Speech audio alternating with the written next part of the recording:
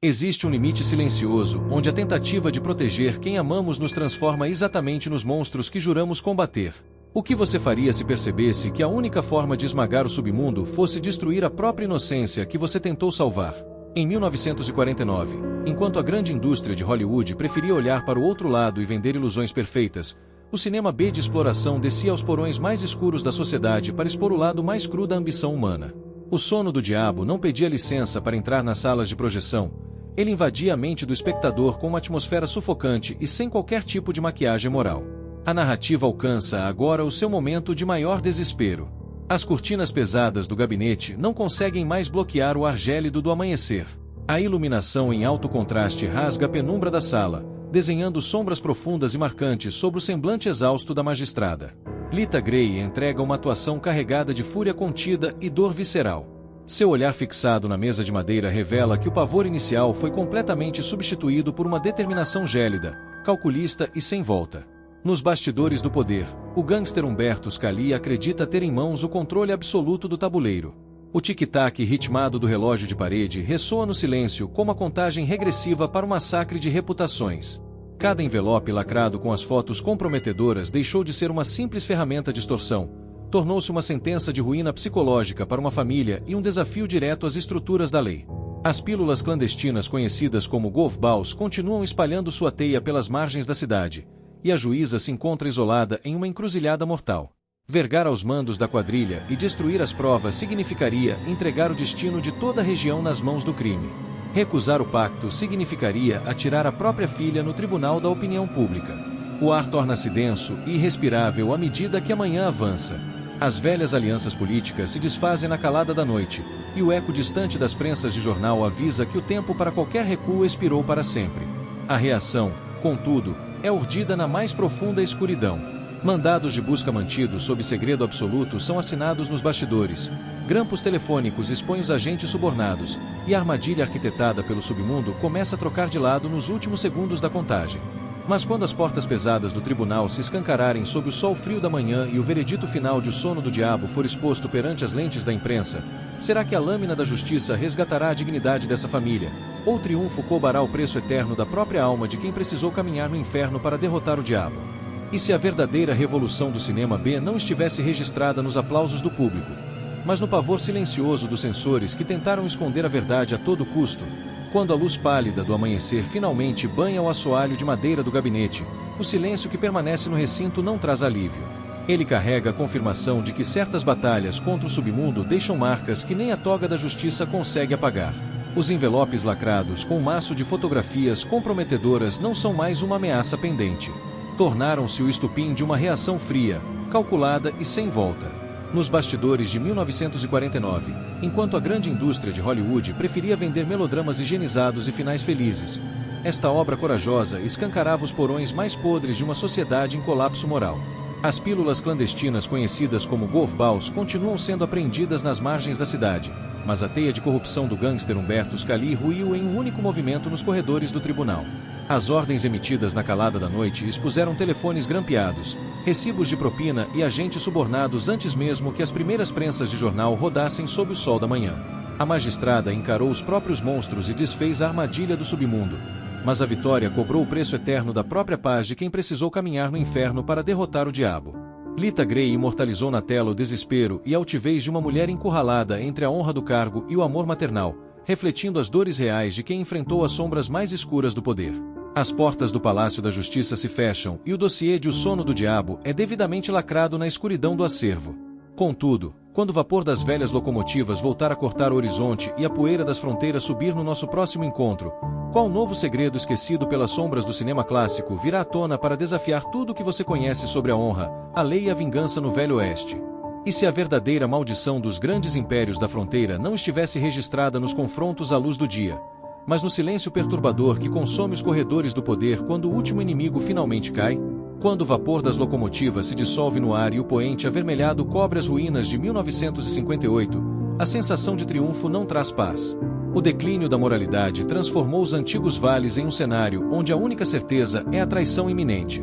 A ambição que um dia alimentou o progresso do país agora cobra um tributo em sangue. Mercenários e barões de terras dividem os espólios de uma guerra invisível, enquanto o eco dos passos nos velhos assoalhos de madeira antecipa o inevitável ajuste de contas. A lei tornou-se uma miragem distante e o controle da fronteira mudou de mãos no escuro.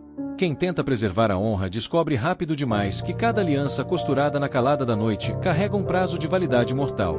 O estalo de um gatilho mecânico quebrando a quietude da madrugada sinaliza o fim das conversas. As cartas do destino estão postas sobre a mesa, e os poucos sobreviventes dessa travessia sabem que a verdadeira punição não vem pelas mãos do juiz, ela espreita no aço frio de quem aguarda do lado de fora da janela. Mas quando as luzes do próximo amanhecer banharem os desfiladeiros de 1959 e o veredito definitivo de Abilene for selado na escuridão, quem restará de pé quando o primeiro tiro rasgar o silêncio da terra seca? E qual o preço eterno que o cinema clássico cobrará daqueles que ousaram desafiar a lei? Quando o primeiro tiro finalmente rasgar a imensidão do desfiladeiro de Abilene, o que restará na terra seca não será a glória dos vencedores, mas a confirmação de que toda ambição cobra seu tributo em sangue. A década de 50 encerra seu ciclo nas telas revelando uma verdade incômoda.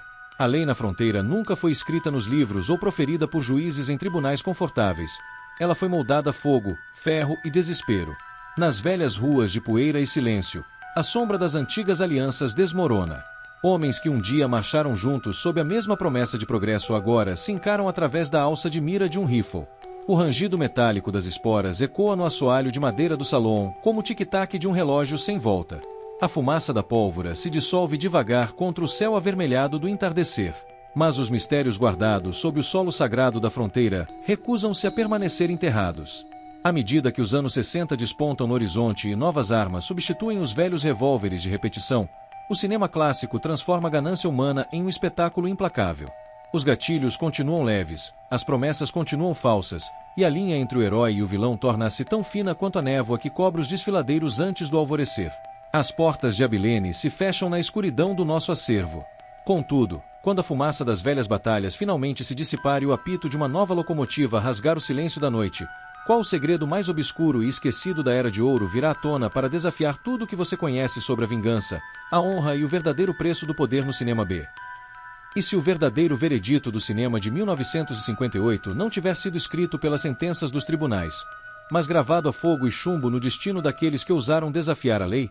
Quando a poeira das velhas batalhas de O Sono do Diabo finalmente baixa e os arquivos da metrópole são trancados no acervo, o olhar do espectador é arremessado para o vasto e impiedoso horizonte da fronteira. Ali, nas terras áridas e esquecidas, a ambição e a ganância apenas trocaram de vestimentas.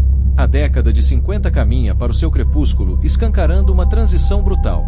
O apito sepulcral da locomotiva a vapor corta os desfiladeiros de rocha avermelhada, arrastando progresso e sepultando os antigos ideais de honra sob os trilhos de ferro. Nas ruas desoladas dos vilarejos sem lei, o ranger mecânico das portas do salão antecipa a tempestade. Homens que um dia marcharam sob a mesma promessa de progresso e liberdade agora se encaram em silêncio através da alça de mira de um rifle de repetição. O estalo seco das esporas contra o assoalho de madeira funciona como o tic-tac inflexível de um relógio sem volta. Nos bastidores do poder do Colorado, a corrupção abandonou os sussurros dos gabinetes para dominar as terras abertas. Mercenários, juízes e barões da pecuária dividem o mapa da região em um jogo de xadrez onde cada aliança costurada na calada da noite traz uma data de validade mortal. A lei tornou-se uma miragem distante, e o controle da fronteira mudou de mãos antes mesmo que o sol do meio-dia atingisse a terra seca. A fumaça da pólvora se dissolve devagar contra o céu avermelhado do entardecer. Mas os mistérios guardados sob o solo sagrado dos renegados recusam-se a permanecer enterrados na escuridão. Quando o aço frio de uma carabina engatilhada nas sombras quebrar a quietude do desfiladeiro de Abilene e a contagem regressiva para o último confronto chegar ao fim, será que a lâmina da justiça resgatará a dignidade dos sobreviventes, ou a poeira da fronteira sepultará para sempre o segredo daqueles que ousaram caminhar no inferno para derrotar o diabo, voando pelos corredores do tempo? Até onde um indivíduo pode caminhar nas sombras antes que a escuridão passe a fazer parte da sua própria essência? A transição para os anos 50 e 60 não trouxe respostas confortáveis. Pelo contrário, o cinema B da Era de Ouro refinou o uso das sombras, do alto contraste e da montagem rítmica para expor a rachadura oculta no mito do progresso americano.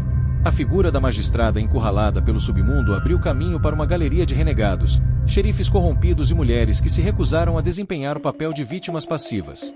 Na luz moribunda do entardecer, os trilhos do trem cortam os desfiladeiros poeirentos como cicatrizes em uma terra sem dono.